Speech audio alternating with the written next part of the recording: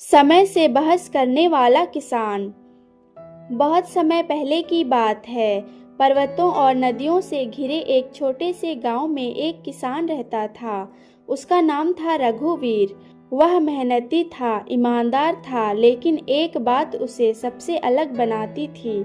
वह अक्सर कहता था कि उसकी असली दुश्मनी किसी इंसान से नहीं बल्कि समय से है। गांव वाले उसकी यह बात सुनकर हंसते और बोलते, अरे रघुवीर, समय से भी कोई लड़ता है क्या? लेकिन रघुवीर गंभीर रहता। वह कहता, समय हमेशा मेरे खिलाफ रहता है। जब बारिश चाहिए तब सूखा, जब फसल तैयार होती है तब ओलावृष्टि, जब पैसा जमा होता है तभी कोई बीमारी। रघुवीर को लगता था कि समय उसके साथ न्याय नहीं करता। एक साल उसने गेहूं की फसल बोई। मेहनत इतनी की कि दिन रात खेत में लगा रहता। जब बालियां सुनहरी होने लगी तभी अचानक तेज आंधी और बारिश आई। आधी फसल गिर गई। रघुवीर ने आकाश की ओर देखकर चिल्लाया, ए समय, तुझे मेरे ही खेत दिखाई देते हैं क्या? गांव के बुजुर्ग बोले, प्रकृति का नियम है बेटा, धैर्य रख। लेकिन रघुवीर ने तय कर लिया, अब वह समय से सवाल करेगा। एक रात वह खेत में बैठा था। चांद आधा था और हवा शांत। अचानक उसे लगा जैसे कोई उसके पीछे खड़ा है। उसने मुड़कर देखा, एक वृद्ध व्यक्ति, सफेद वस्त्र, चेहरे पर न चमक न अंधेरा, बस एक स्थिर शांति। रघुवीर ने पूछा, कौन हो तुम? वृद्ध मुस्कुराए, मैं वही हूँ जिसे तुम रोज लड़ते हो। रघुवीर चौंका और कहा, समय? वृद्ध ने सिर हिलाया। रघुवीर बोला, अगर तुम समय हो तो सुनो, तुम हमेशा मेरे साथ अन्याय करते हो। समय शांत स्वर में बोला, कैसा अन्याय? रघुवीर बोला, जब मैं तैयार होता हूँ तब तुम बदल जाते हो, जब मुझे सहारा चाहिए तब तुम परीक्षा लेते हो।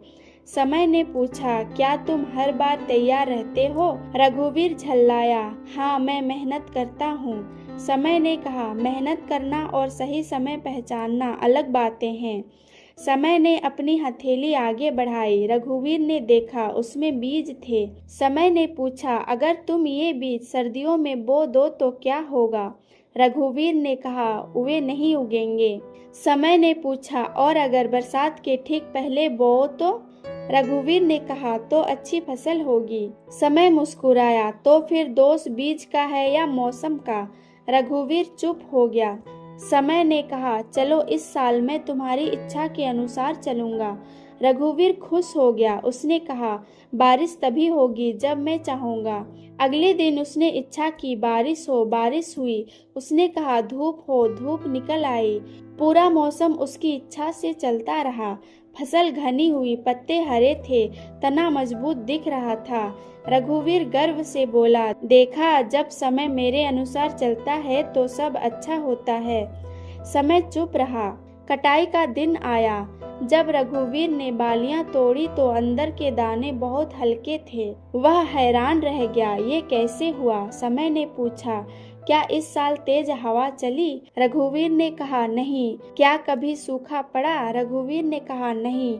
क्या फसल को संघर्ष करना पड़ा?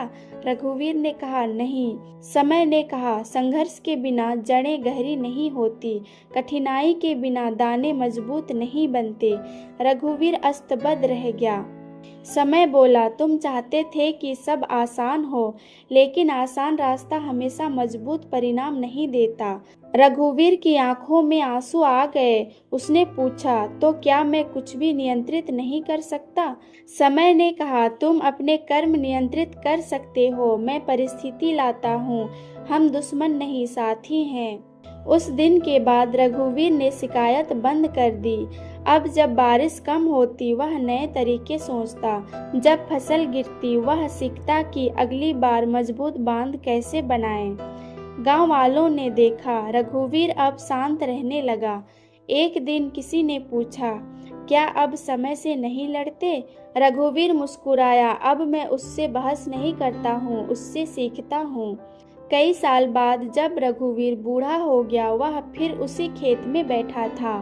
वृद्ध समय फिर प्रकट हुआ और पूछा, अब कोई शिकायत? रघुवीर बोला, नहीं, अब समझ में आ गया है, तुम बदलते नहीं, हम बदलना सीखते हैं। समय ने कहा, जिस दिन इंसान यह समझ लेता है उस दिन वह मुझसे आगे निकल जाता है, और वह अदृश्य हो गया।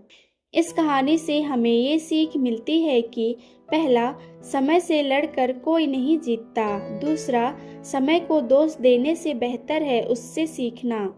तीसरा, कठिन परिस्थितियां ही हमें मजबूत बनाती है। चौथा, सही समय पहचानना ही असली बुद्धिमानी है। समय दुश्मन नहीं होता, वह सबसे बड़ा शिक्षक होता है।